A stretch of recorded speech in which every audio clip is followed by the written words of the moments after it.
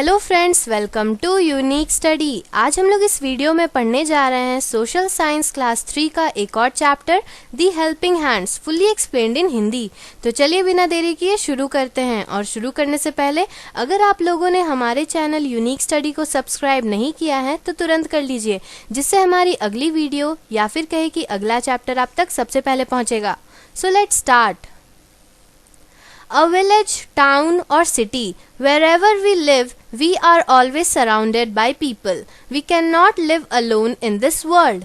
In a family, the family members help each other. In a neighborhood, one family may help other in times of need.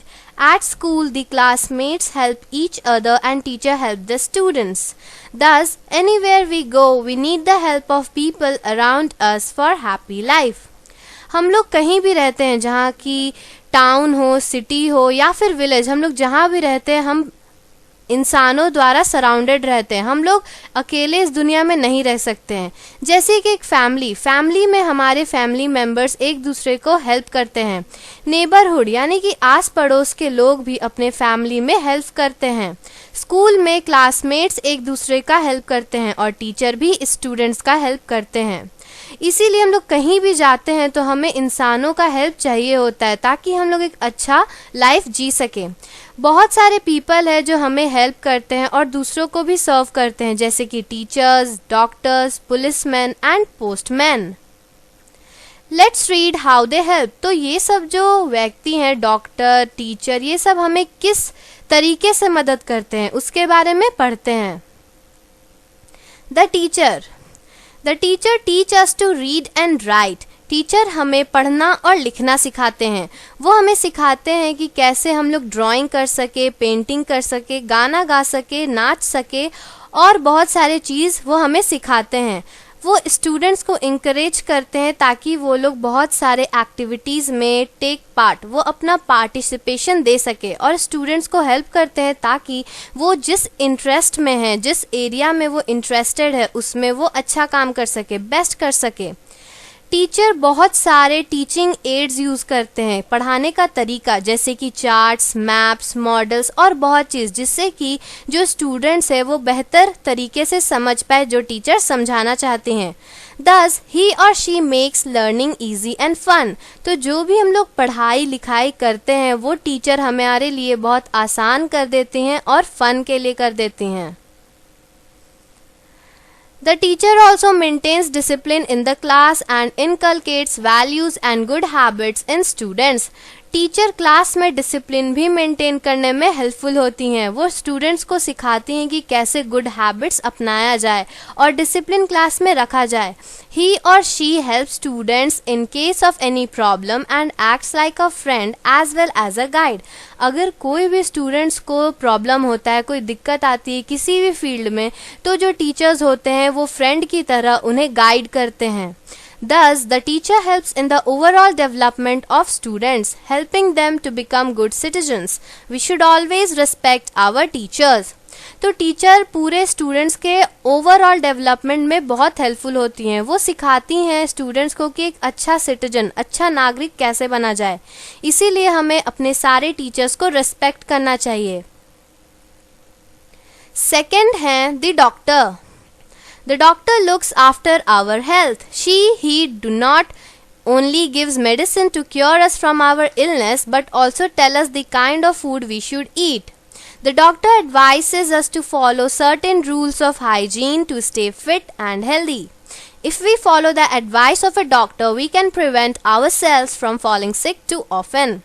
Doctor हमारा स्वास्थ्य का ध्यान रखती हैं, चाहे वो डॉक्टर मेल हो या फीमेल, वो दोनों ही डॉक्टर होते हैं। वो हमारे हेल्थ के लिए बहुत ही मेहनत करते हैं। वो हमें मेडिसिन ही नहीं देते हैं, बल्कि वो हमें बताते हैं कि किस तरह का खाना खाने से हम अपने इलनेस से ठीक हो सकेंगे, कैसे क्योर हो सकेंगे इलनेस से।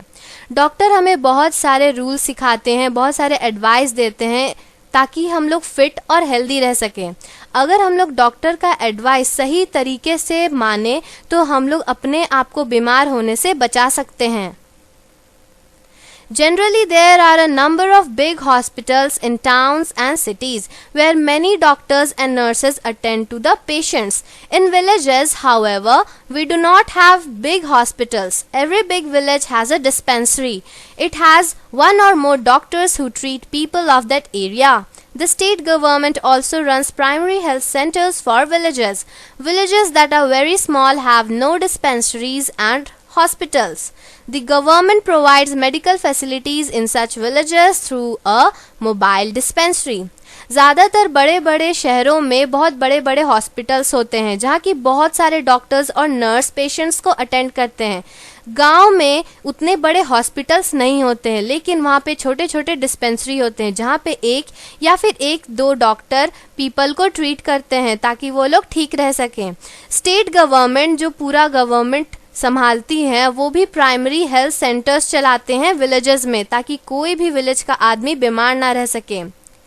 विलेज में बहुत ही छोटे छोटे डिस्पेंसरीज और हॉस्पिटल्स होते हैं, तो गवर्नमेंट भी बहुत सारे मेडिकल फैसिलिटीज़ इन गाँव में भेजती है ताकि उन्हें कोई भी दिक्कत ना हो. There are special doctors for treating sick animals. These doctors are called veterinary doctors. तो कुछ डॉक्टर्स ऐसे भी होते हैं जो कि बीमार जानवरों को ट्रीट करते हैं, और जो डॉक्टर बीमार जानवरों को ट्रीट करते हैं उन डॉक्टर्स को वेटेरिनरी डॉक्टर्स कहा जाता है. थर्ड हेल्पर हैं the policeman. The policeman or policewoman protects our life and property.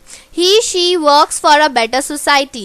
She maintains law and order in an area by catching thieves, criminals and such people who try to harm the general people. The policemen also keep the crowd under the control in crowded places like fairs and markets, especially during festival times. जो policeman होते हैं वो हमारे life और हमारे property को protect करते हैं. वो समाज को अच्छी तरह से बेटर सोसाइटी बनाने में लगे रहते हैं.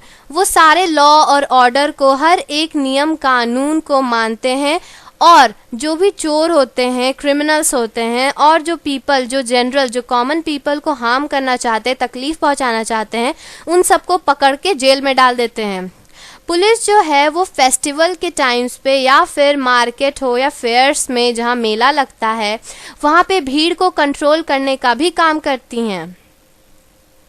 The policemen also help to control traffic on the busy roads of towns and cities. These policemen are called traffic policemen. The traffic policemen control the traffic on the roads, helping to prevent traffic jams. By following the traffic signals and the instructions given by the traffic policemen, we can avoid accidents. तो जो policeman traffic, जो busy road पे बहुत बड़े बड़े traffic हो जाते हैं, उन्हें जो कंट्रोल करते हैं, उन पुलिसमैन को हम लोग ट्रैफिक पुलिसमैन कहते हैं. ट्रैफिक पुलिसमैन जो हैं वो रोड में जितने भी ट्रैफिक होते हैं उन्हें कंट्रोल करते हैं ताकि ज़्यादा बड़े जाम ना लग जाए और जो एम्बुलेंस फंसी होती है वो सब आसानी से जा सके. ट्रैफिक सिग्नल्स को फॉलो करने से हम लोग एक्सीडेंट्स को भी अवॉइड कर सकते हैं. फोर्थ है the postman. As you know, letters are the most common means of sending messages. We can communicate with our friends, our relatives through letters. The person who helps to deliver our letters is the postman. The postman collects letter from the letter box of an area and takes them to the post office. From here, the letters are sent to their destination after being stamped. There are many post offices in big towns and cities with different postmen working in different areas. जैसा कि हम लोग जानते हैं कि letters, पत्र, वो message भेजने का बहुत ही कॉमन मीन होता है, तो उसके ज़रिए हम लोग अपने दोस्तों से, अपने रिलेटिव से कम्युनिकेट कर सकते हैं. तो जो आदमी इन सब लेटर्स को हमारे दोस्तों और रिलेटिव्स तक पहुंचाता है उन्हें हम लोग पोस्टमैन कहते हैं.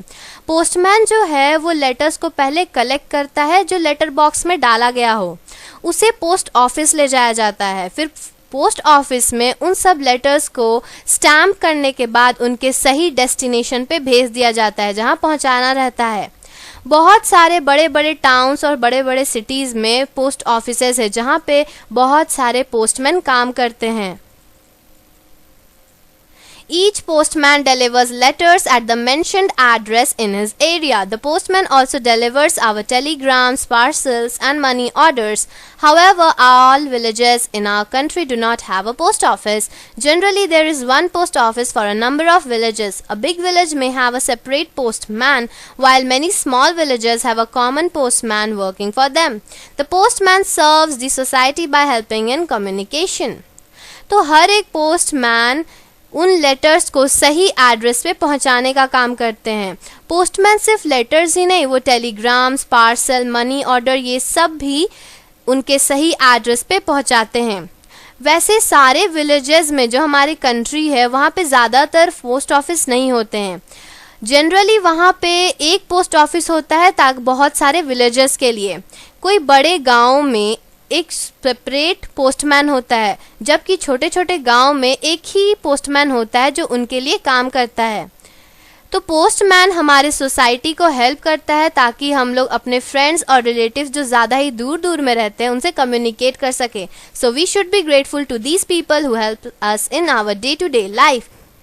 If you want the explanation and answers of the next chapter, please subscribe our channel. और अगर आप इसी तरह और भी चैप्टर्स का हिंदी एक्सप्लेनेशन चाहते हैं और आंसर के साथ, तो तुरंत हमारे चैनल को सब्सक्राइब कर लें और बेल आइकन दबाना ना भूलें, जिससे कि हमारी अगली वीडियो या फिर कहे कि अगला चैप्टर आप तक सबसे पहले पहुंचेगा.